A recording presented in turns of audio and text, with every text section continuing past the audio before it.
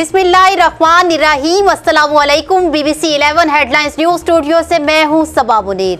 आपको आगाह करें, हमारे नुमाइंदा खुसूसी शाहजेब जदोई के मुताबिक LPG एसोसिएशन का मुल्क गिर हड़ताल का ऐलान। Chairman LPG association Irfan Khokhar ने कहा है कि जमीनी रास्ते से LPG की दरामद बंद होने से कीमत में 28 रुपए किलो इजाफा हो गया है, जिसके खिलाफ 30 जून को मुल्क गिर हड़ताल करेंगे।